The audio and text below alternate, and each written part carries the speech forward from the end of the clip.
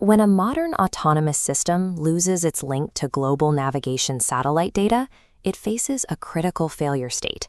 Navigating a pitch-black, complex environment without external telemetry is the hardest problem in robotics today. To keep a silicon-based drone localized in these conditions requires massive onboard batteries, heavy optical sensor payloads, and computationally intensive spatial mapping algorithms. There is a biological platform that solves this exact offline navigation problem, the Rattus chassis. If we strip away the traditional view of the rat as a biological pest, we can evaluate its anatomy strictly in terms of microsensor engineering and neuro-navigation. Analyzing this hardware reveals structural engineering solutions that operate with a level of precision and efficiency currently unmatched by advanced military robotics. The visual acuity of this organism is poor. It does not rely on standard visual optics to navigate complete darkness. Instead, it relies on two primary subsystems. The first is an active mechanical vibrotactile array mounted to the front chassis, functioning identically to a micro-LiDAR scanner. The second is a self-contained, globally absolute spatial coordinate matrix housed deep within the main processor, the brain. These two distinct hardware and software systems run entirely in parallel, executing a continuous sensor fusion loop. To understand how this biological autonomy operates, we must perform a systematic teardown of both the external data collection hardware and the internal software processing stack. The data collection process begins at the snout, utilizing a dense array of primary hardware sensors known as the mystacial vibrissae. Unlike passive tactile sensors that drag along surfaces, this array is active. The platform drives the whiskers in a deliberate sweeping motion, oscillating at a frequency of 5 to 10 Hz. Hertz is a metric measuring cycles per second. During each cycle, the slightest physical deflection of a single hair against an external surface generates an immediate sensory data point. The system calculates the exact timing of the sweep against the specific angle of that physical deflection. This comparison yields precise measurements of surface texture, depth, and exact distance. This continuous stream of physical deflections operates on the same principles as a mechanical LiDAR scanner, emitting pulses of light to map a room. The resulting data renders a high-definition, real-time 3D topographical map of the immediate environment, providing spatial awareness in zero-visibility conditions.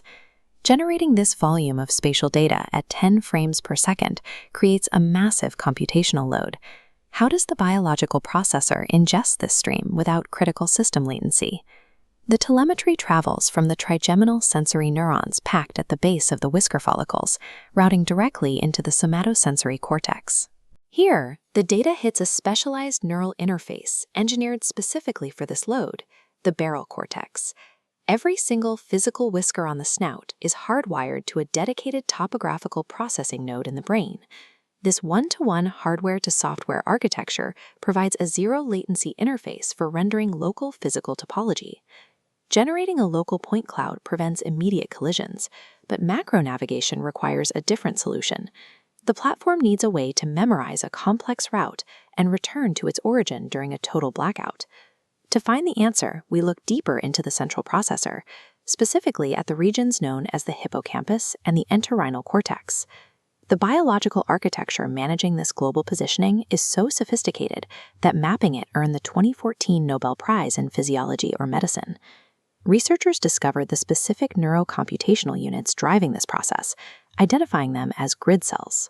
The discovery of these specialized cells proved that biological platforms rely on a mathematical spatial matrix that functions independently of external visual landmarks. As the organism moves through physical space, these grid cells activate in a predictable, repeating sequence. They do not fire randomly.